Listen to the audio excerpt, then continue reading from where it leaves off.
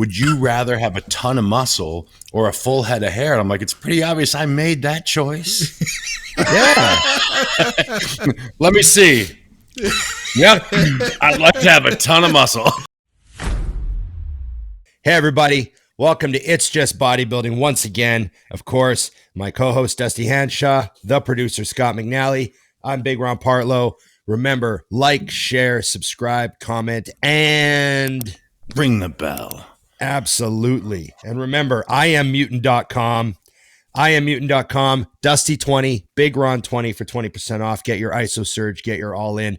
And absolutely every single one of you should be on the gear. So get on the gear. There we go. Okay, and remember the Think Big Patreon. Keep your producer homed. Thank you, guys. Scott doesn't, get to buy all this fancy wires and microphones and all that stuff. And he's got to download new stuff and keep his subscriptions up to date. And you help all that out. It helps a ton. It really does. Yeah. I appreciate you guys. I think I have a couple Patreon questions today too. So you guys can comment. I've got a thread over there, just like a running thread. Anybody wants to comment on the show or for the shows, you can comment over there. You guys get priority. Absolutely. And we just want to also send a thank you out to everyone who comments and watches and shares and gets your friends to watch it and, does all the algorithm stuff that we ask you to at the beginning of every episode. And it just really helps move the show. Our numbers are growing, subscribers are growing, views are coming up, and we're just having a blast. And we just want to thank each and every one of you guys for tuning in. And absolutely, yeah. And also too, let's send a shout out. Scott knows the details, but if you guys have seen all the great reels that we're having made lately, those Instagram reels that we're posting, and we've got somebody on that task for us. Scott, Alex is doing it. Alex is killing it. In fact, I'll put his Instagram in the description. If you guys want to give Alex a follow, I'm sure he'd appreciate it because he's doing his own content too, and he's having a lot of fun with his own reels. He's got like a really good TikTok and stuff. He told us we should get on TikTok. He's probably right. I'm so old, you know what I mean? I did have TikTok. And then when I learned that the Chinese were spying on me with it, I got rid of it. So I don't have TikTok anymore. I got to re-download it now. I know. I just send them my information directly, so I can keep it. I just have a direct line with the Communist Party. I just tell them I'm on the way to the store. I send my information directly through Western Union to China all the time. I'm heading home now. I'm booking a flight it directly to Hillary, and I figure she'll take care of it from there. Oh, I thought you guys were talking about orders for growth. I was thinking something else. I just tell Trudeau, and he lets him know. Yeah, in his morning meeting where he takes orders. Okay, here we are. We're not political at all. Zero politics on this show. We're here to have fun. We're here to have fun. I know Scott's packing. Right now. I know within arm's length. Below the desk line. I know there's a lot going on just out of camera shot, just in case. You never know. You never know. I have to go to my closet and open my safe. Yeah. Jesus. Oh, wow. And then load the mags. In case the target comes at you. And then what, So, yeah. Okay. So we're going to open. We got a good topic. Let me know if I word this right, Scott. Things that we used to think mattered that we now think don't, and vice versa. Yep. That's the gist of it. Yes. This was from Dusty's thread last week. This was from Dr. Marvin commented this one. And his specifics were what something you used to think mattered a lot for bodybuilding and no longer do, or vice versa. Yes. I like it. Well, I think I used to be, obviously you guys know I'm, like sort of a technically lower volume trainer most of my life with like really high intensity and stuff like that. I think that for a grand majority, I put a little too much worry into how many total sets I was doing. Like even doing one more set than normal, I was like, oh, is this going to be like too much? Or one less set, I'd be like, oh my God, I didn't get my volume. Like, I think that I was a little too obsessed with trying to find a precise number of sets, which is why I often say to people, don't worry so much about these little things, try it. Like, you know what I mean? Like, I think I was afraid to try some things when I was really stuck in my sort of like dogmatic, this is the one way I'm going to train for a long time. And I think I would have been better to just, be a little more free flowing, maybe a little more adaptive, but I think that might've done me well, if not just less stress. So I think that's one thing I did that was probably unnecessary, was just all the worrying about total volume all the time. Yeah. For me, the first thing that came to mind when I read that was, and a lot of you guys won't understand this because of the timeline, but I know Ron and Scott, you both will. Back in the day, everything was about nutrient timing obsession. So like you went to the supplement store, if you needed a protein, you were like, well, they're like, what time are you going to have it? Like after I train and before bed. They're like, that's two different proteins. You need a whey isolate after you train because it's going to digest really, really quickly. And that's going to get in that anabolic window. I mean, I was deathly afraid. Like if I really needed someone to have a shake ready as soon as I put the bar down on my last set, because I did not want to miss the anabolic window. I mean, I would literally bring the shake in and like shake it up before I did my last set. That way, when I got done and I put the weights away, it was waiting because I did not want to lose the gains. Yeah. And then I would have a pure casein at night. And then I learned, oh, wait, that's not true. I want to have a blend where I've got whey and egg and casein all in one. So it slowly seeps into my system so I don't lose all my gains while I'm asleep. And then I got older and I was like, I just make sure you eat protein at some point. And it blows clients away now. Like I have a couple new clients, and I wrote out their plan and they were like, oh, you don't have me having carbs after I train. I'm like, I have no idea what time you train. They were like, oh, what do? I'm like, do you want carbs after you train? Yeah. Then move them. Just take them from another meal, slide them over. I'm like, in fact, if you want to have two, because I think I have them on like 250 grams of rice. I'm like, if you want all of that rice from 2 meals post-workout, have it. Just don't have it earlier. And that's something that I really learned is like all of those things we used to obsess about. Now my thought process is simple. I send to my clients, I'm like, what you see on this diet, I want you to eat between the time you wake up and the time you go to bed. Other than that, I don't care. Yeah. 5 meals, 6 meals, 4 meals, don't care. That's a great one. I think meal timing was a huge thing. Obviously, you want to spread your food out, right? And that's why we say eat every 2 to 3 hours. You're just spreading it out so you can get it in and absorb it and like not be bloated and not have to eat giant meals that take an hour and all that stuff. But I would be like, I remember losing my mind because I was like 5 minutes past the 3 hour mark. Yeah. And like just being just it would ruin my day. It would ruin my day. It really would. And I remember as I got older and I started hanging around really good bodybuilders.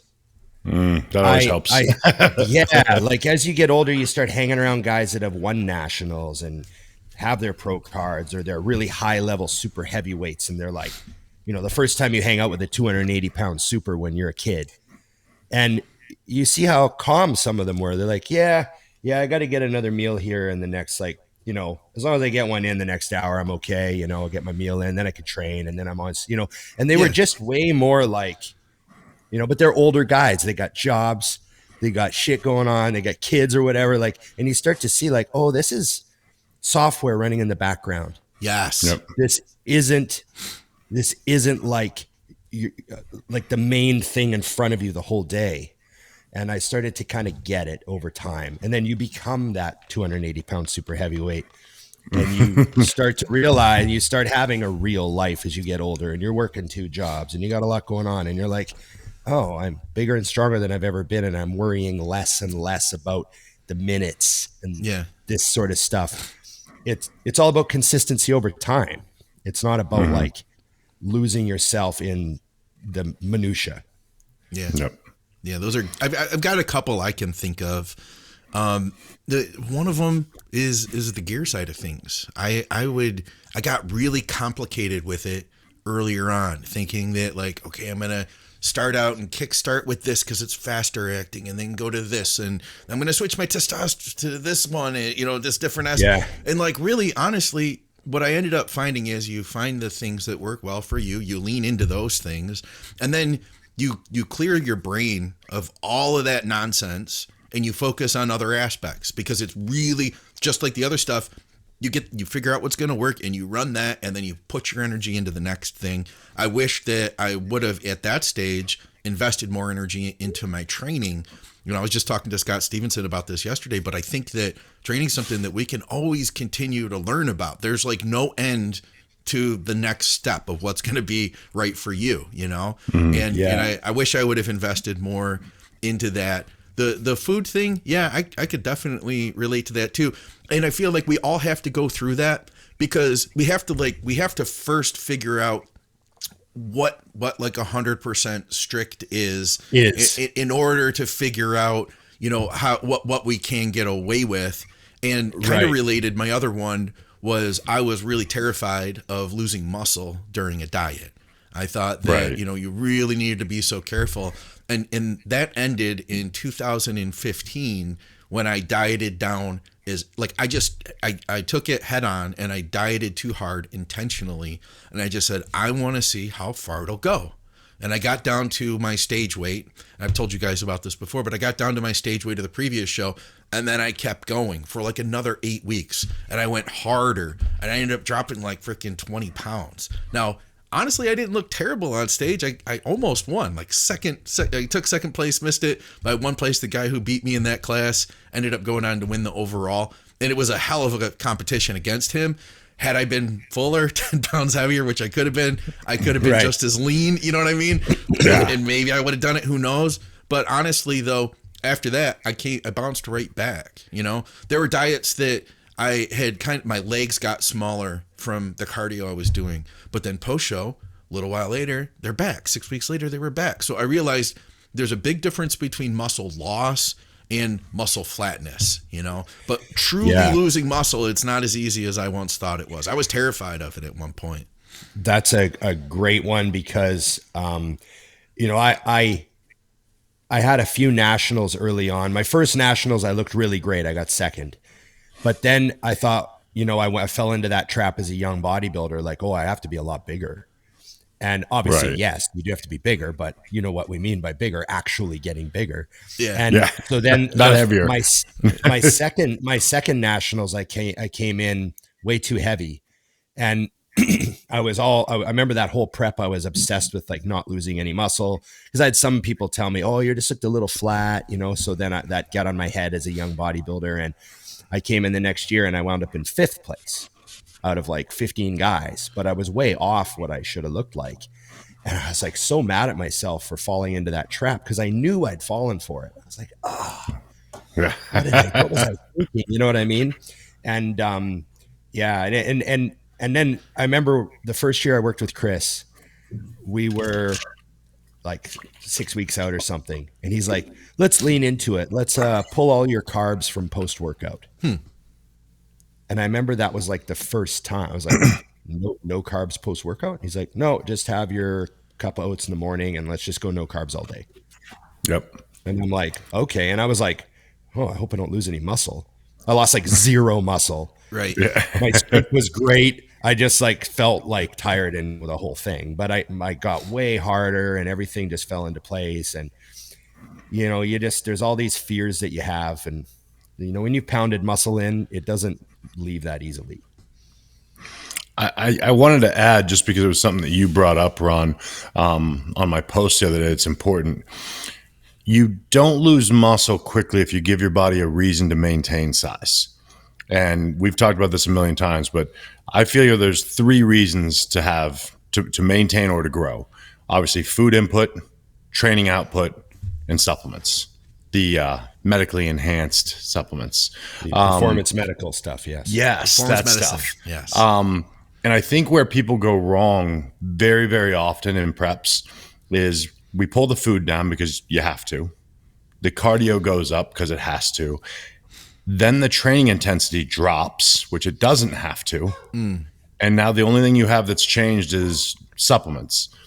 And that's where I think people lose size, because the confusion is in the fact that I think you need 2 of those things to make sure you at least maintain.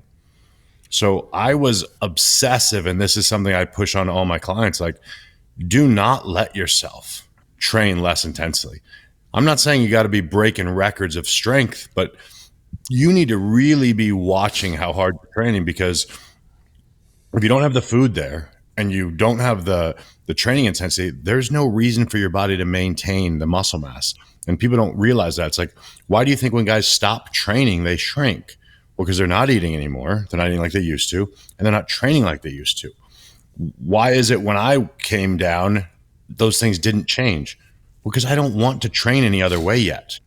So the muscle is staying purely because I'm giving it a reason to. It has to stay there to continue moving these loads. And that's an area where it suddenly can matter. And I don't like people to go, oh, I think I lowered the food too much. I'm like, no, you started to train like a bitch. That's the problem. You know that famous quote? Well, I think I just had one. It's not, yeah.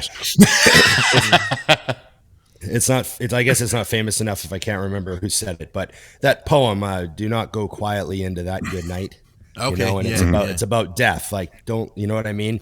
And I remember that always was in my head during prep. Like, you have to have the mentality. I know that this isn't about the weights you lift. It's about how hard you train, but you have to battle to stay strong, and you have to mentally fight to stay strong, and don't give up ground easily. You are going to have to drop your weights a little. We're going to get to 4 weeks out when your pressing's not what it was. And but you have to make those concessions as minimally as possible. Like I remember, let's say I was doing incline with 345 for 8 reps off season. Yeah. You know, I'd start the diet. I would always lose some fluid. And now maybe I'm down to like 325 for my working set. That's okay. I always got a little weaker when I dropped 10 pounds out of the shoulders and stuff. And, but then I would battle to keep that 325 on the bar for as many weeks as I possibly could. And you're going to get that 1 week where you only get 5 reps and you're okay. Now I'll concede to like 315. I'm not going down to 275. Oh, I'm not that strong today. It would be minimal concession. Like I would give an inch, but I would plant my flag in the ground at that inch again and try to hold on to that for another 3 weeks. And then maybe your strength goes down again because you're on 0 carbs, but you don't give 2 feet. You give an inch and you keep, like it was like fight for every I was bit of it. Very, very, very determined to fight to stay strong through the prep. And, maybe I'm doing 5-plate stiff leggeds at the beginning of the prep and I'm only doing 4-plate stiff leggeds at the end, but I'm not doing 2 plates. Yeah. People the other allow concession themselves. The other concession people make is mental before it's even there. Yes. The amount of people that are like, and you see this, it's like you could have very easily, Ron, when Chris took away those carbs post-workout, I'm just weak now. I'm just tired now. Oh, yeah. No, you're not. No, you're not. Like, I really don't think people understand the power of deciding. I used to tell people in the gym, because you'll have somebody say, I'm off today. And they say it like 2 or 3 times. I'm like, dude, go home. Yeah. Why? You're off because now you are you deciding that you're off. Like, I'm not saying that you don't feel like, oh, this is a little bit not the same today. But if you just consistently tell yourself, it's like if you keep saying I'm sick. I'm getting sick. I can feel I'm getting sick. Yeah. I'm getting sick. I feel like, no. Just reset, make a different maneuver. Maybe you say, okay, this doesn't feel quite right today, so I'm going to go do another movement, whatever it may be. But people, I have clients that do that 2 weeks into a prep. Yeah. I mean, the strength's starting to dip. I'm like, why? You're fat as shit. There is no reason for you to be weaker yet. I mean, I really do think that people don't know how strong their minds are and how much that controls the strength of your body. Yes. I'll be honest. I found that my performance enhanced sometimes during preps till the very, very end, because now everything is perfect. My sleep is the best it can be. I mean, my entire life rotates around being prepared for this workout every day. And although the food was down, also my mental focus was higher. Like when you've got, the stage looming, you tend to bring a little bit more, even though you thought you were killing it before. I mean, everyone in my gym knows what I'm getting ready for. Like that had a little pressure. There was just a lot of things that kind of kept me moving forward. And I think a lot of people, it was truly mental. So you have to make sure, again, getting back to the purpose of this whole rant, was the reason you don't shrink is you don't let yourself. Yeah. If you take it all away, of course you do. You can't just take the supplements and then not train hard and not eat and go, I don't know why I lost size. Are you crazy? Of course you did. There's a little bit of denial you have to live in a little bit. Huh. Like, let's say you go in and I remember going through this. Okay. My incline barbell press is down. I've lost 25 pounds. I have long arms. It's always the first thing to go on me as the pressing goes down a bit, but I'm 20 pounds lighter. So now my hack squat goes up. Right. Like there was always something else going on. And I think what happens is people go in and they're like, for example, their incline press is down today. So then for the rest of their chest workout, they're like, oh, I'm weaker today. No, you might be just as strong on flies. Yeah. There might be no strength loss on your flies because I went through that. My press would be down and then I'd go to my fly movement and I'd be like just as strong as normal because you're not pressing. There's no, the fluid and stuff isn't as much of a factor. Or your strength might be down on this exercise, but it's actually up on your hacks now because you're lighter. So you can't just give in to the one thing happens, the press goes down. Oh, I'm weaker now. No, that exercise is weaker for you. Right. You might get stronger in other things because you're on all the best supplements and you're eating all the, the protein and all that stuff. It's the mental thing. There's a perspective thing in there too, because I've known so many people, and you guys have too, that have said like, oh, I don't diet, I don't compete because I don't like losing strength.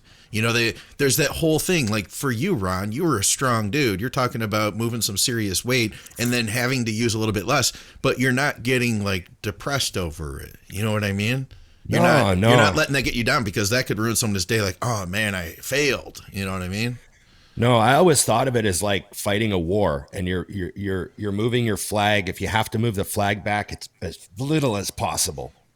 You know what I mean? And you're gonna hopefully get it up and again. I don't know, just that whole thing in my head. You got to talk yourself into some stuff when you're prepping for a show and you're moving big weights and stuff. And you got to fight to the end. It doesn't like Rocky. It doesn't matter if you're getting the shit beat out of your face. Like, don't go down. Yeah. Like you can survive this. Like you make it to the bell and you're still standing and now you're shredded and you got all your muscle. Like I had that mentality and I don't know how to explain it any other way. You did it Did well. either of you guys have that same, I feel like I already know the answer I'm asking, but where you would be tired and I would tell myself like, you have that day that you're like, oh, I do not want to do these barbell walking lunges. Like you're smoked, you're hurting. And then I'm like, I'm pretty sure that the guy who's naturally better than me won't do these today. Right. So I'm going to do them. Or one thing, like I told Nikki, I used to do this to myself. Sometimes I'd be on the step mill. I hate that stupid thing. And I just have a quick thought, like maybe I'll cut out 2 minutes early. I would think it, never do it. And as soon as I thought it, I'd add 5 minutes. I'm like, cool, 7 more to go. Yeah. Like I would punish myself for even thinking stuff like that.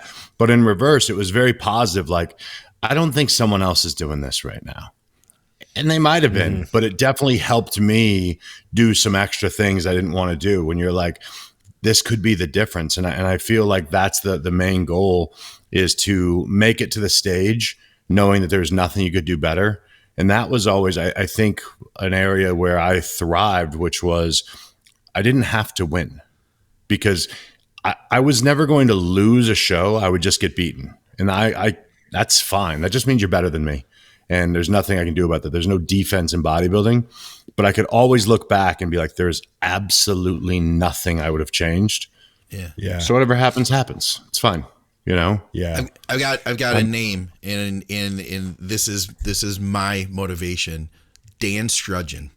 Dan Strudgeon won a show that I was in. And I said to myself, okay, so I might not ever meet Dan Strudgeon on stage again. We did end up becoming friends and I actually coached him later. But I said to myself, like, if I'm going to beat Dan Strudgeon, then I need to do this. You know what I mean? Like I can't be weaker. I have to do my best because I need to beat him. Even though in my head, I'm like, I might never see him again. But at that moment in the gym, I'm competing against him. You know what I mean? Yeah. That's the best. Yeah. Did I tell you about that, Scott, with when the first USAs I ever went to, I went as just to watch. Obviously, I mean, I was like a kid, and I'm sitting in the stands, and it's kind of like a vertical thing at UNLV. And my buddy Bruce I was with, he nudged me and he goes, in order to be ready for this stage, you need to be able to beat that guy. And in front of me was this monster just sitting there in the chair. And I'm like, who is that? And so I looked him up, and it was Sean Allen. You guys remember him. Big Sean Allen. He's so big. I competed against him, yeah. And so I years later, I do my first USAs. And I took 5th at the USAs the first time. And it was so funny because Bruce, that was my friend, he had moved. And I get a text message. And he goes, I called this. And I'm like, what? I said, what do you mean? And he sends me the top 15. And Sean Allen took 9th. Okay. And I took 5th. And he goes, you belong on that stage. You had to beat that guy. Right. And I remember it hit me like, I was like, oh, that was the guy. Because I had totally forgotten about it. I mean, we're talking years later. I was a kid when it happened. Dude. He was a but big I remember dude, going, oh, that's right. So, those little things that you're like, oh, okay. Put that in my mind. I appreciate that. Yeah, that's awesome. Sean Allen right there. No, it's that's off not him. season. Oh, that's not him. No. Yeah. I clicked that on was the Trey first Brewer. picture. That was Trey Brewer, yeah. Look at my memory. Yeah. I haven't heard that name for a while. I'm gonna find him. Oh, I think we got him here. He's not looking super peeled here though. Yeah, he was just a monster. Yeah, he's a big dude. He was such a big dude. He was like 6'5", 6'6". Yeah, he's giant. Yeah. You can see he looks like he's kneeling here next to Palumbo. Yeah, exactly. Leaned way back. That is funny. I've got a great picture with me and Dan Decker and Sean Roden and Sean Allen all backstage posing at the North Americans one year. Oh, no kidding. And all of us went on to get our pro cards eventually. Yeah. But that was the year Sean Roden turned pro as a natural Sean heavyweight. that day. Yeah. 207 naturally Roden when he won that show. Yeah, what a great show. But yeah. Those are good old days, Dusty. You brought back a flashback with Sean Allen there. I love all those stories too, like that with the natural ones.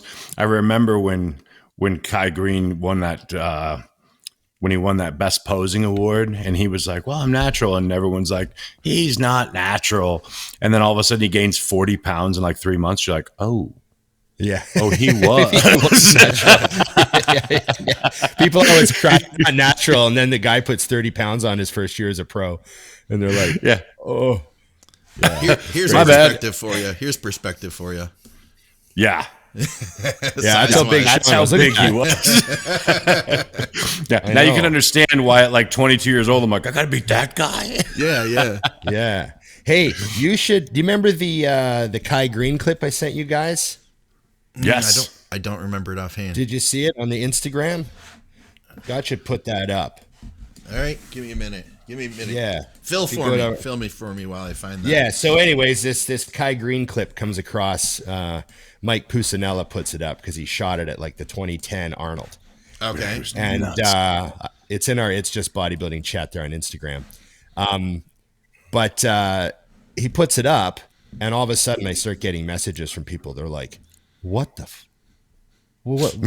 Look at this!" And I'm like, "You guys don't remember Kai Greene, do you, you youngsters?" I was there. Yeah, it was 13 years ago.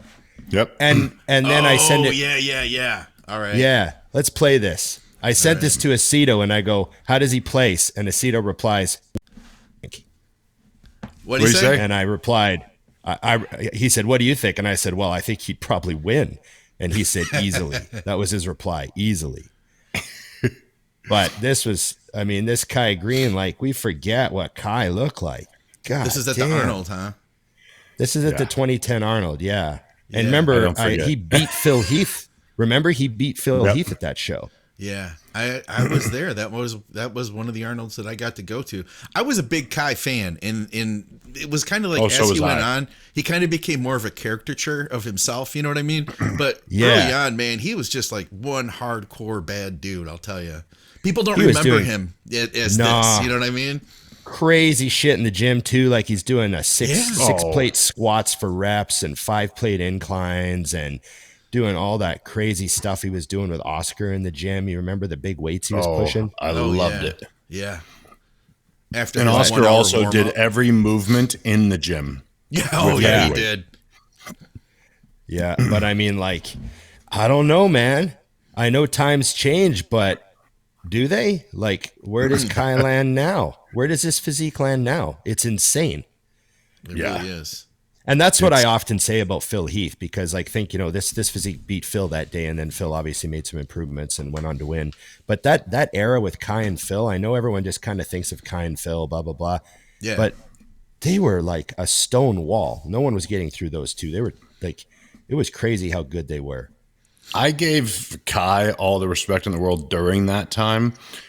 And I didn't realize, I never gave Phil what he deserved until it was over. Then I looked back and I was like, oh, like, I think I was so jaded by Ronnie that I never gave Phil what he deserved. And then eventually I started seeing old clips. I'm like, Yeah. I don't even remember him being this bonkers. And I was at every Olympia he won.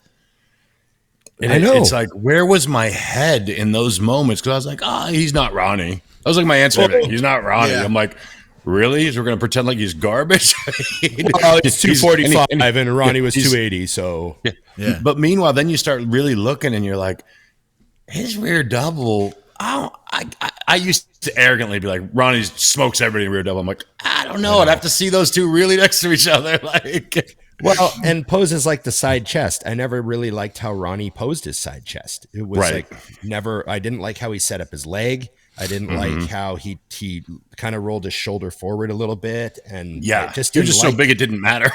Yeah. I just didn't really like Ronnie's side chest. And then Phil's side chest was like an absolute bonkers work of art. Like everything was. I was like, Phil kind of wins that pose. Damn. Like I know Ronnie's like the greatest of all time and the GOAT and everything, but it wasn't a runaway. Like that would have been crazy.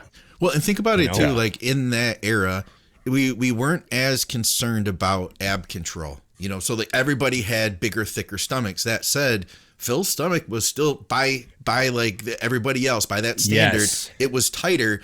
Imagine him today if he were training in today's standards, being super conscious of his midsection that whole time. Yeah. Like he could be incredible still right now. Yeah. You know. Yeah. Good times. But to think that 13-year-old video of Kai Yeah. comes out and people are like, I might have forgotten this. That's crazy.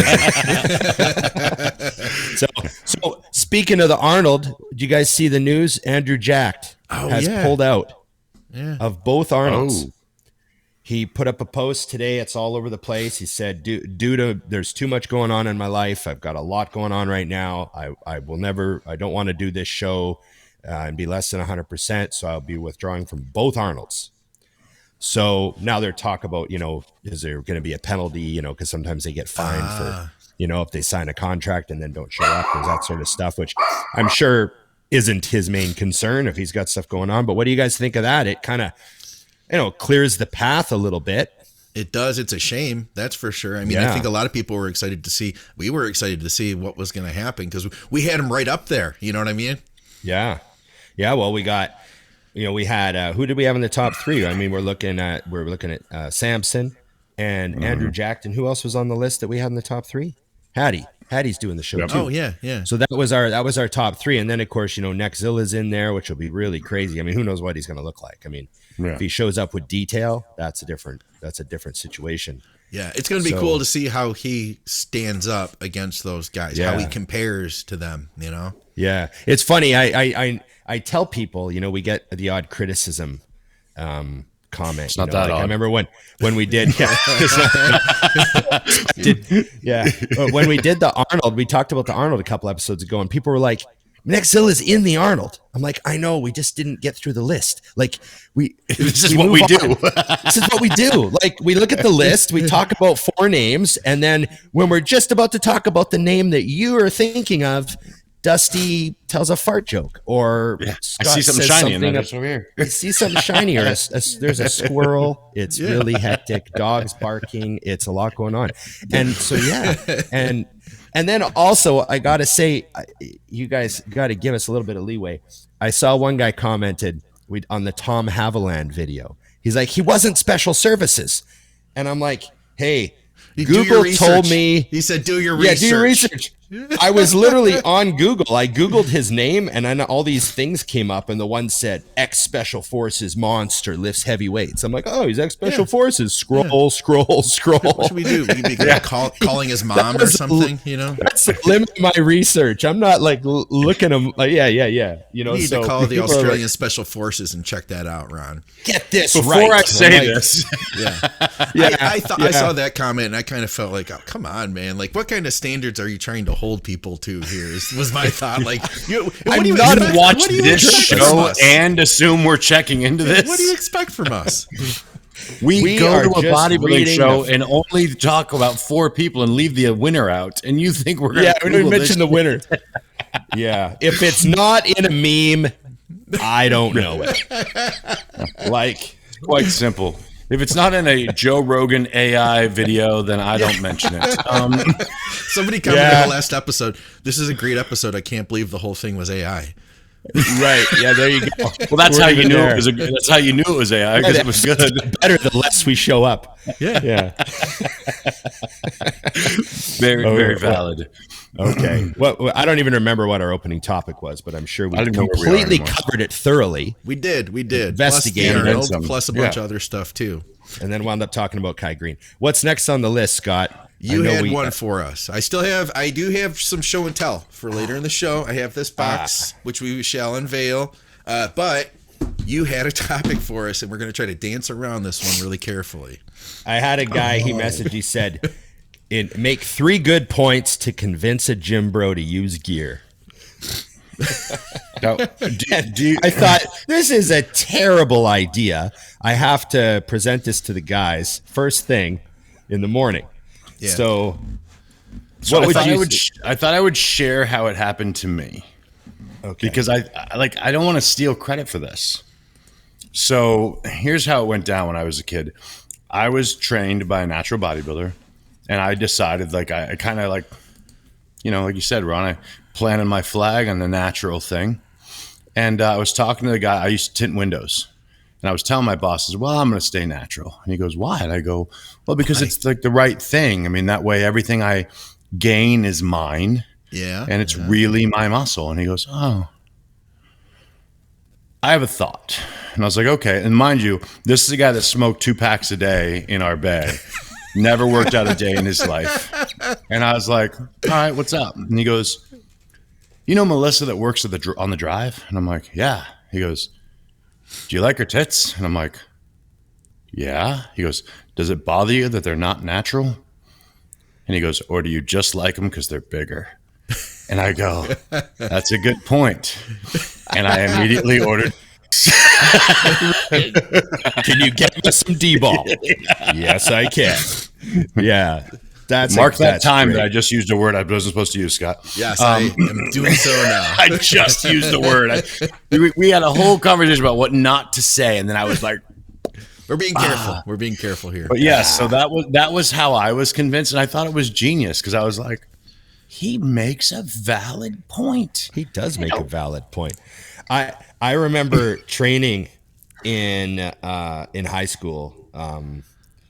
And like, I was 17 in grade 12, and I was, natural, but I knew that, like, it was a thing. I knew that I was eventually going to get to that. Like, I already talked to the guys at the gym. They're like, you're too young right now, but like, later on, And so I remember I went to train at the college one day, because the college had a pretty good gym back in the day where I lived, right? And so every once in a while I'd go train at the college, just scope out maybe there's some volleyball chicks in there or something, who knows, right? And how old are you? Say that. I was about 18. Okay, so 18. So you just at like the younger age of still being able to like fit in with the college crew. Plus you're a tall guy, so you probably I was a big guy, and I was already freshman, Yeah, and I was already benching 3 plates when I was 17. I could bench 3 plates when I was 17, right? So I go in the college gym, and I was like stronger than all the athletes there. Yeah. So So I was in there, I go in there, rip it up once in a while, and I talk to some guys, and I remember they had these signs up on the walls, like anti-juice signs, and there's like one of like the back of a guy's head, and it was bald, and it's like, steroids will make you lose your hair. And then there's like another one up in the locker room, and it was like a guy standing there alone, and it was like, steroids will make you infertile. And then there'd be another sign of like, a guy like going like this, and it'd be like, juice will make you angry. And I was like, that's it? Those are all the things I'm supposed to be hearing. Those are all things I'm totally fine with. Like, I don't like in exchange for those things, I get a ton of muscle. I'm in. Yeah, I'm a pretty calm guy. I don't really want kids, and I don't know. My hair is pretty thick. I don't think it's going anywhere for at least 30 years. So you're going to need a better argument. And I remember just being like, oh yeah, okay. Well, they're not doing a very good job. I don't know who this is going to convince. Like, this is the best you got. Yeah, I don't think I ever saw those signs. Dusty, did you ever see those signs anywhere? No, I never did. And it's funny though, because I've had the reverse. I think I told you guys this. I had somebody ask me on my Q&A one time, like, would you rather have a ton of muscle or a full head of hair? And I'm like, it's pretty obvious I made that choice. Yeah. Let me see. Yep. I'd like to have a ton of muscle. Yeah. Yeah, I know. And luckily enough, there's plenty of women that like to bang guys with shaved heads. So I wasn't pretty with hair, so what do I have to lose? I had nothing to lose. Nothing to lose. Nothing to lose. There's someone for everybody, Dusty. Exactly. And yeah, I just remember. That's what money is for. God. Yeah. I remember this one guy. I remember back when I was like, he was probably 17 or 16 or something. I was younger. And I remember the one guy at the gym was like, soon as you're 18, I'm going to get you on some test. And I was like, no, not me. Not me. I'd rather be the biggest guy in the gym naturally than the biggest guy in the country on juice or something. I think that's my dumb quote at the time. Yeah. And he looked at me and he just exploded in like raucous laughter. Like, and it was like genuine laughter. Like he was triggered to laugh. Yeah. And I remember he was just laughing in my face, like a real laugh. Yeah. And I was like, and he looks at me and goes, that's the dumbest thing I've ever heard. And I was like, what? And he goes, and then I remember he put his hand on my shoulder. He goes, give it another year or two, kid. You'll realize how dumb that was. And he just walked away. That's amazing. That's the greatest story ever.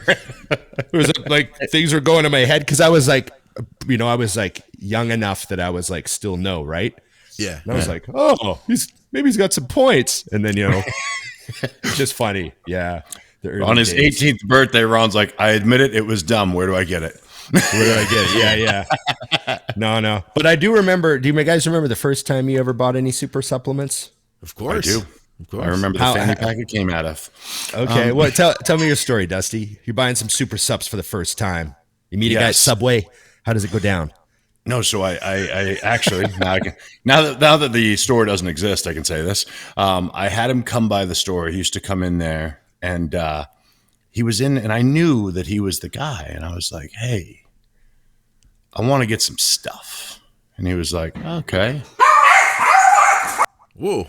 Cut short by people knocking on Dusty's door. It's the FBI. Why does she got to like smash the door knowing I'm on the podcast with the stuff?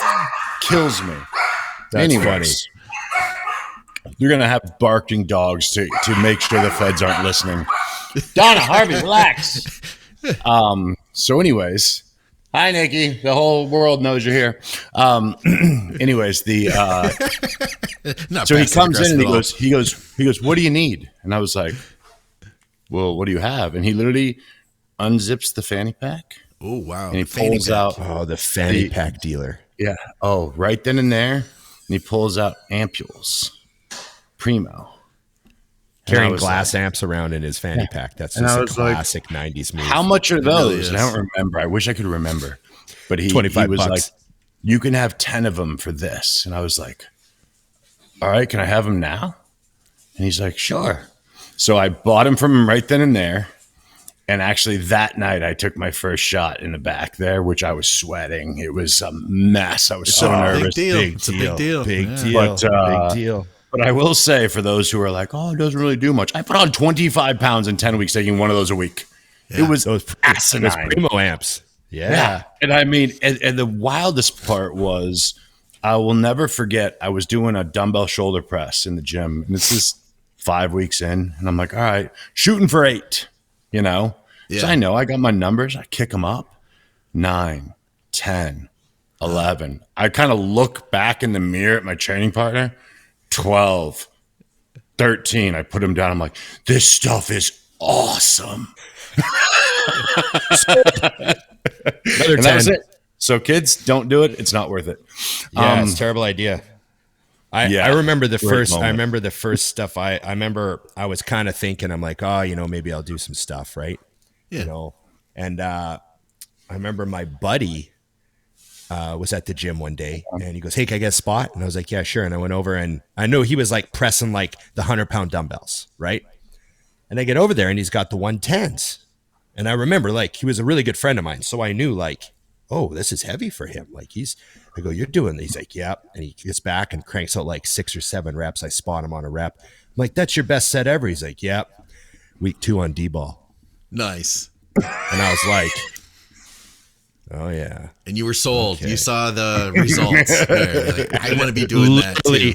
Literally the next day, I was like, so where'd you get that stuff? And he's like, oh, that guy. And I was like, okay.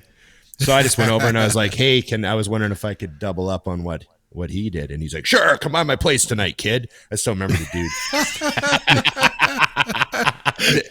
Why do I feel like he drives a van?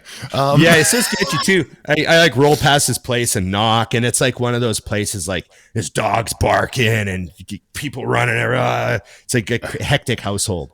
Yeah. And he just comes to the door, gives me a couple big sheets of these blue Russian D-balls. Oh, good ones too. Yeah. Gives me these sheets and with a rubber band around them.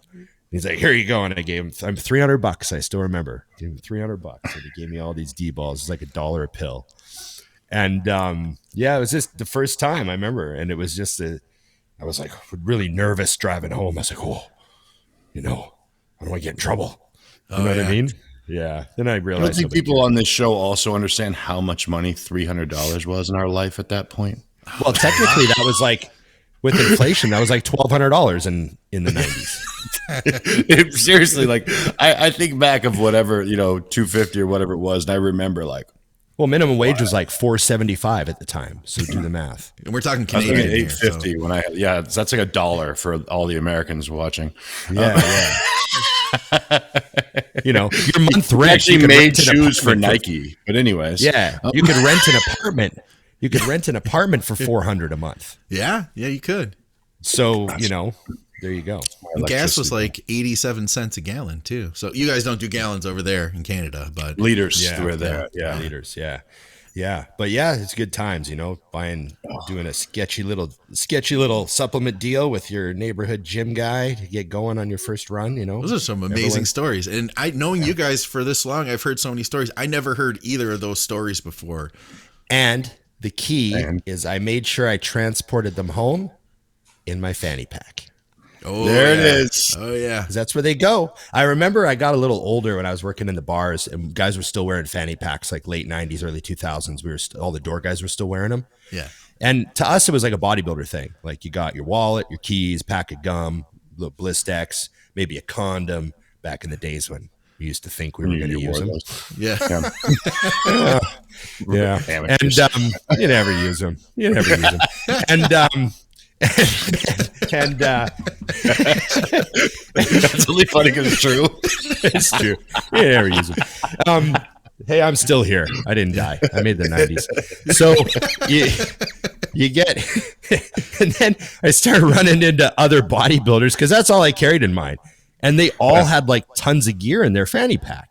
Like, you guys carry gear around with you all the time? And they're like, yeah, I got my insulin preload. I got my D-ball tabs for the rest of the day. Wow. I'm like, oh, I just carry my stuff in my fanny pack. You're carrying Blistex. Yeah, like I just have normal stuff in here. And then I remember Fruit Stripe. Anyone? The one cop I was friends with was like, yeah, everyone knows that fanny packs are everyone who wears a fanny pack is just full of drugs. That's funny. And I was like, oh, that's what everyone thinks. And the cop was like, yeah, all of us, every time we see anyone with a fanny pack, we think, oh, that guy's fanny pack's full of drugs. Every single one of them.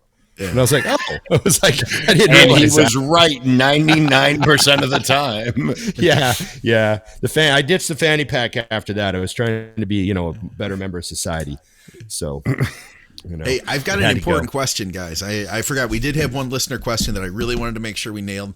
I also wanted to say, guys, comment with questions for the next show because we're going to need them. I wanted to make sure we got this one in because I know we were getting further into the show, but we needed to help this dude out. He said, is it possible that I am unable to grow anymore? I've taken 2 years off of competing to bulk. No matter how hard I train, how much I eat, or how much gear I use, I can't get past 225. Well, at least he's 225. I hear this from a 185-pound person. I'm like, come on. Yeah. But I don't know what to say other than it's math. You have to eat more calories. If you eat enough calories, you will get heavier. Like, it's absolutely will happen. Like, there's just a tipping point that you haven't hit yet. Whether or not that's muscle or fat, that's another part of the equation that I'm not equipped to answer for sure. But if you're just trying to move the scale, it's just a matter of calories. And I know it might seem like it doesn't make sense, but we've talked about this before. Sometimes the math doesn't add up. Like, I remember being 320, eating 6,000 calories a day, and my weight dropping to 319 the next morning. And, I have to have a large pizza tonight and have a large pizza. And then the next day I'm 318.5. Like, how can this be possible? And then maybe the next day, just randomly, I'm 320.5. I'm like, geez, like, what's going on? Like, it's not always about, the math. It doesn't always make sense. Sometimes you have to do the big giant platter of wings in front of the football game every Sunday, like Dusty used to do. It's tricky. I was going to say, and again, this isn't for the person that asked, but everyone who's watching, because I don't know, but typically when there's a comment like that and I can't get past, usually the answer is consistency. The amount of people who do everything he just said every single day of every single week of every single month of every single year for 2 years they're not the ones that are usually struggling to see forward progress. It's very rare that you show me someone who's consistently giving 110%. And I said consistently to all of those things that just stops. And don't get me wrong. I mean, obviously there is a point where progression drastically slows. What you talk about your first year of training for growth versus your 10th is a different thing. But I grew to the end of my career. And I think typically the difference is being truly honest with your consistency. So what I recommend for anyone who's pretty sure, logbook everything you eat all day, every day, and then review it. The amount of people who I have found through helping them, oh, you're missing 5 meals a week. You told me you haven't missed a meal in forever. Right. Oh, you thought you were cheating twice a week. You're cheating 9 times a week, which is then causing you to be overly full and you're missing 2 meals after that. Yeah. There's a lot of things that'll usually run into play. So I think what helps is just writing it down because it's very easy. We all work hard and you're like, no, I'm doing really good. But when it hits paper, I think a lot of times people go, oh, I'm not doing quite as good as I thought. And then if they adjust, they'll start to see change. The slow creep of small numbers is a problem that people don't realize. So, they'll be like, oh, I don't miss meals. And then, you look at the plan and they missed 6 meals in a month. Well, guess what? Mm-hmm. That's an entire day of food. Yeah. So would you go an entire day without eating anything? Because that's what you just did technically this month. Is you had a day where you didn't eat a single calorie, technically, right? If you look at it, you missed 6 meals in a month. You might think, well, that's nothing. That's 6 meals in a month. But that's an entire day where you fasted, if you think about it mathematically. Yep. And how hard is it going to be to gain weight if you keep doing that every month? Have you know what I mean? And then also too, little things like, oh, I'm trying to get my calves to grow. I smash them really hard 3 times a week. Okay, well, how many sets do you do? Oh, I do, 8 sets 3 times a week for calves. But then you look and they're actually doing 6 or sometimes 5. And at the end of the month, you're like, well, you're missing 25 total sets that you think you're doing and you're telling yourself you're doing. But at the end of the month, you're down 25 sets. That's a lot of volume. So if you're really trying to hammer calves to get them to grow, you're missing the mark. So that slow creep of thinking, oh, I'm doing everything, but Dusty's right. You start writing it down. Shit, there's stuff missing. In another conversation, you guys might call that like the minutia you don't need to pay attention to, but in this conversation, that's assuming everything's working, right? Like if everything's working, you don't need to necessarily dig in that deep. But I see what you're saying. Like, okay, if things aren't working, then why don't I really take a deep look at everything I'm doing with my diet and with my training? And I wonder about his training style, because I can tell you this, that I made a certain level of progress this is through my late 20s, 30s, and then into my early 40s. But then things kind of tapered off though at a certain point. And when I changed my training in my like mid 40s, I started making progress that I didn't think I was capable of making. And I wasn't even like trying as hard. I wasn't taking as much super supplements. I wasn't as focused on the diet as I had. Like there were points that I was so lasered in on the diet and on my training and on the gear, all that stuff. And at this point, like I wasn't doing all those things, but my training was better and I was progressing in the gym. And all of a sudden I was like, oh man, I see myself continuing to go if I continue on this course. So maybe there's something in there. Like, just because your training program has gotten you to 225 doesn't mean that that's going to continue taking you to 235, Yeah, yes, well, you got to keep in mind too, to answer your your thing about the small details, Scott, and I agree. It's that when I was in that portion of my life, and it's kind of like we talked about things that mattered, we thought mattered then that didn't now. Yeah. If you said to me, what did you eat meal 3 Thursday the 13th? I could tell you because it was the same thing I ate meal 3 today. Okay. So I never wrote it down because I literally ate the same thing every single day, whatever was on my diet. Yeah. And it only altered when the diet altered. So when I would say I didn't miss meals, I was being extremely literal because I know Ron was this way too. I left my house with a full cooler every day and I came home with an empty one.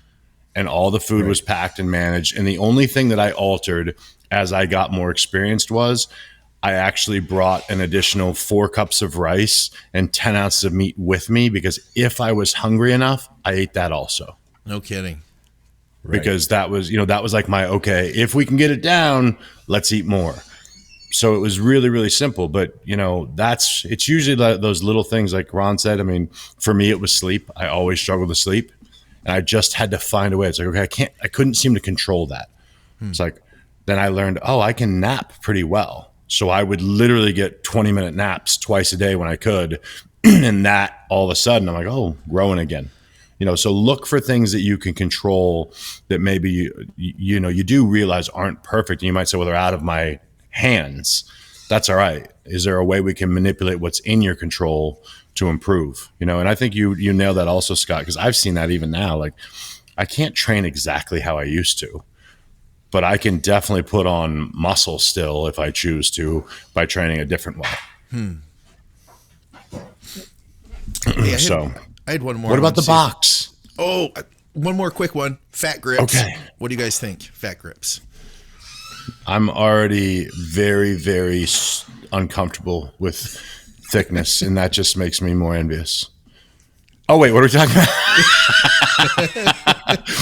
Just girth. Anyways, no, to me, those, I don't do any of that nonsense, but I know people like them. Whatever. Yeah, I don't know. If you like them, you like them. I'm not a believer that they're going to make your arms big or anything. They might make it tougher to hold on to, great for grip strength or something, like, you know what I mean? I totally get that. I remember the first time, when I went to Archer's Gym in Australia for the first time, and I went to do dumbbells, and they had like unusually fat handles on their dumbbells. Yep. And I remember just being like, I've encounter dumbbells like this. They were just, bigger than any other dumbbell I'd ever used. It was, an unusual size. And I just remember thinking like, oh, it was a grip challenge because, your hand wasn't closing over the handle when you're doing dumbbell presses. It's a little bit strange at first.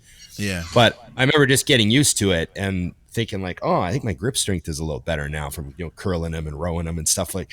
So there's that, but I never really put any thought into them or anything. I don't really like, carrying around a bunch of gadgets and stuff. I see people with big full gym bags with 20 different things in them. And I mean, I like my wrist cuffs for side laterals on the cables and stuff, but I don't have a lot of gadgets. And my thought too would be like, do you want to make it harder to like your barbell row, Dusty? I was just watching one of your videos earlier today on it. Would you want to make it harder to hold the bar so that you could row that much? You know what I mean? Would you have to lower the weight? You just nailed exactly what I was going to say, which is if bodybuilding is the goal, I want to make sure that like I use straps. Yeah. I use straps for rows. I mean, if I will use straps for anything, if I think it'll help me get the target muscle, not because I can't hold the dumbbell, but if it'll make sure that I can give the delt or whatever it is a little more focus because my hand grip doesn't go out of the way, it's not a problem. And I've had people come back and go, yeah, but what about your forearms? I'm like, they're fine. Right. Like they're big. Like I've never trained them directly. It's never been an issue, So I think that that's one of those things where, to me, you're getting in the way now. Where it's. I feel the same way. I correct people all the time. I should say correct, but in my opinion, correct. Where I'm like, why are you rowing without straps? Well, I want my grip strength to be up. Are you training your forearms or your back? My back. Well, then your decision is getting in the way of your back growth. It is. Right. Yeah. Now, if you're powerlifting, I get it. Yeah. Yeah. All right. I had a good question here. Yeah. It was, can you guys name some over or underrated protein sources? Oh. Harvey can.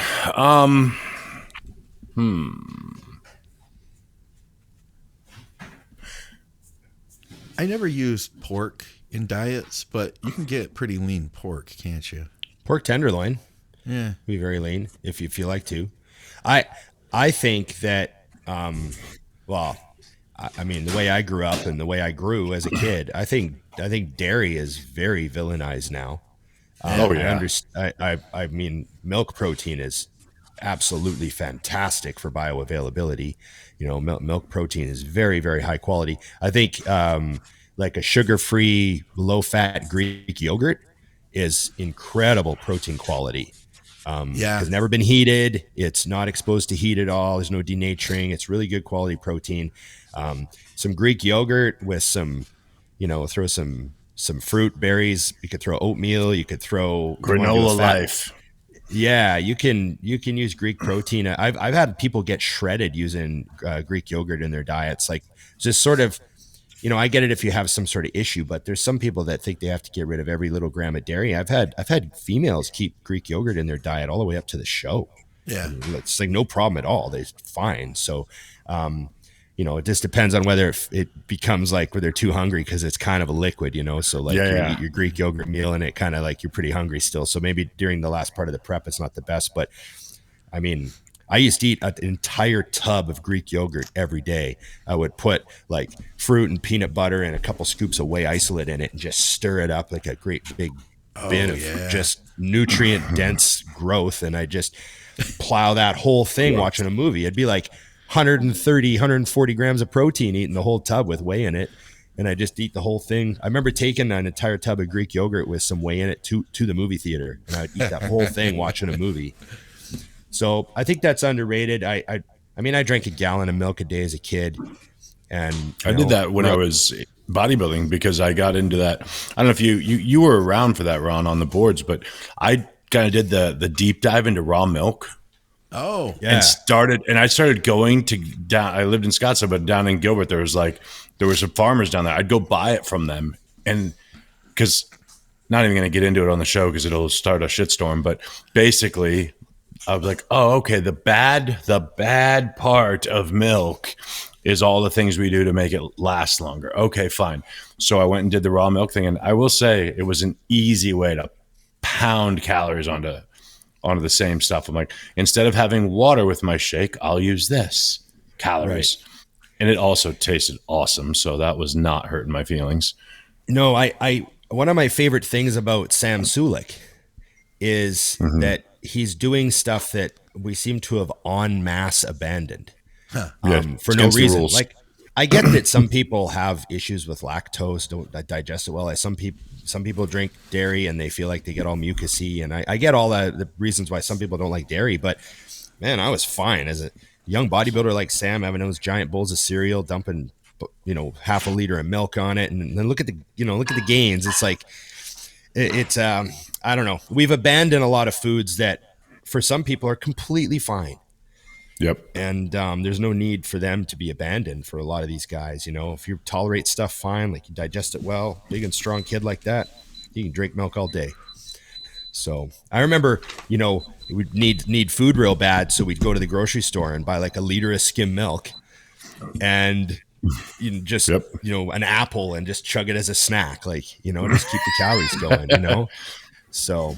Okay. What's in the box? What's in the box?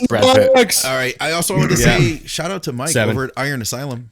He sent me a bunch of shirts. This thing is like the coolest throwback. I love it. It's very cool. Yeah. Thank you very much, Mike.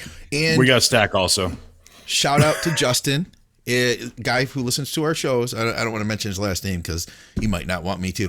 But he had commented, or he messaged the pop-up store, their system, to say that he had an issue with his shirt. He said it was too tight. He got the loose fit. So I have the two options. There's like the more fitted version, and then there's the looser fit. And the looser fit is still going to be tight through the arms and chest, but he bought the XL and he said it was too small. So I was going to message him and I was like, hey man, can I just can I just, buy you a shirt, a bigger size? And he was like, no, actually it's good. And then he bought 3 more. So shout out to him. He bought a bunch of shirts from us, and I want to see pictures too. So send me some pictures of that. I'm very excited seeing people posting with the shirts on. I can't believe people are buying shirts to our podcast. It's just awesome. It is. In the box. Okay. So I almost texted you guys last night. This might be before Dusty's time. Ron will know this. My mom texted me the other day and she said, Scott, do you still have, are these at the house still? Do you have your garbage pail kids? Remember these? Oh, that's fantastic. Yes. I don't know if I can get it. There you go. There you go. Right there. Yes. So she was like, did you know that those are worth money now? And I don't think they're really going to be worth that much. We went on eBay. I do have $17 right there. One of the best cards right here. This is A1. This is the Nasty Nick card. And guys, if this is the last podcast you see, it's because this thing is worth $17,000, and I am going to retire on that and move to Aruba. On a 17 grand. Yeah. Give me set in Costa Rica. Yeah. I remember being a kid though. I looked in here. There was a Ron. I can't find it right now. And it was like Roid Ron. Yeah. Yes, Roid Rage Ron. That's perfect. Here it is. It's Rappin' Ron. Rappin' Ron. I didn't find. Oh no. Yeah. Rappin' Ron. I didn't find a Dusty. Let's see. Well, obviously. Hold on. There we go. Ones. Oh, Rappin' Ron. So he looks more like a presidential candidate than a rapper. Yeah, Ronald Reagan that makes from sense. the time. You know what I mean? That makes sense. He has the Ronald Reagan look. So, but yeah, I love that you have that. I've got some good ones in here, and I did my deal. I saved them. I bought these things as a kid. Yeah, Dirty Dusty. No, I couldn't find a Dusty. I do have this one too. Is one of the Adam Bomb is the big one. This is Blasted Billy, the other name for him. Oh, God. And this one could be worth some money though, guys. So listen. Do you have Mona the MILF? Oh, I know. I'm just making names up. I like that name. That should have been one. I don't know. Probably was one. 3 big stacks like this. You like how her name was Mona? You like that? I like that. I like you threw that word there. Yeah. I know where that came from. I literally almost texted you guys to see if you remembered these. Do you remember these? Did you guys have these in Canada, Ron? Well, yeah, but I wasn't into cards at all. I was, I wasn't a farmer either. Oh, okay. Yeah. I wasn't like a card collector, baseball and all that, but we got into these, and I don't even know how I got them because I didn't have money. So like maybe my mom bought them for me when we went to the grocery store or something. The only card collecting I ever did was there was one phase when I was like 12 or 13 where I was collecting WWF cards. Oh, like WWF yeah. did like a superstar series, and they had all these cards coming out. And I had some of like the rare ones, you know, like the vintage Hogan one and stuff. But I don't think they ever became worth any real money. You know, there's that card fanatics thing that happened in the '90s. You know. Oh yeah. But yeah, that's my collection. I want to share it with you guys. And my dad funny. gave me this box. He was like, "Here, you can put like little mementos in it." And for whatever reason, I just put all the cards in it and never put anything else in it. And it went on the shelf. And they're still here today. I had a box just like that. It had different stuff in it though. Yeah. Yeah. Rolling papers, a grinder. Right. Yeah. Perfect. Yeah, it looks the same box. First time, as soon as you showed it to me, I was like, "That's a hippie box. That's got like a roach clip in it with a feather on it." Like I know those old school hippies with the feather roaches. Oh yeah, that's great. We thought the same thing. That's funny. Yes, exactly. A friend of mine gave me a pen the other day. Yeah, it actually clicks and writes. Yeah, but you take the back off of it and you can put a vape cartridge in it. And it just works like it's so funny. He's like, I can't vouch for the quality, but they work and they write. You can take it on a plane. You can take it on a plane. That's fine. Great.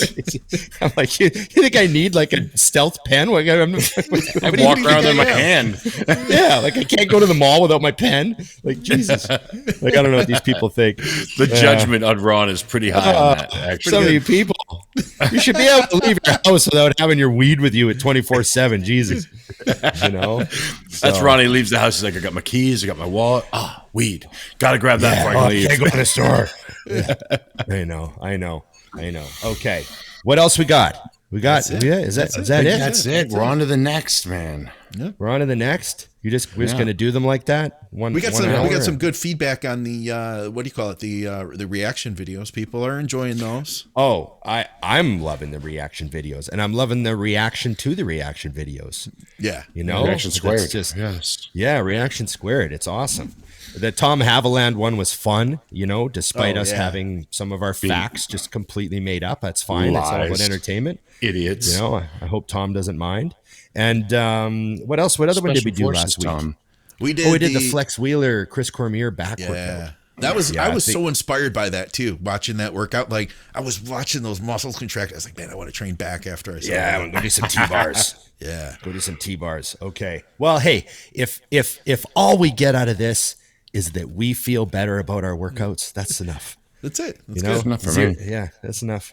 Okay. Remember, everybody, IamMutant.com. Go to IamMutant.com. Get your all in. Get your ISO Surge, and everyone should get on the gear. Dusty20, Big Ron 20. Use your code. Save 20%. Remember the Think Big Patreon. Keep a producer homed. I love that throwback 80s neon shirt that Mike gave you. That's great. Me too, man. I love the color too. I didn't think I'd do purple, but I like the purple. Iron Asylum, Longview, Texas. Fantastic gym. Shout out to Mike again for all the shirts. I love the stuff he sent me. Remember, everybody, like, share, subscribe, comment, and ring the bell. Yeah. Ring the damn bell. Okay. Remember, everybody, it's just bodybuilding.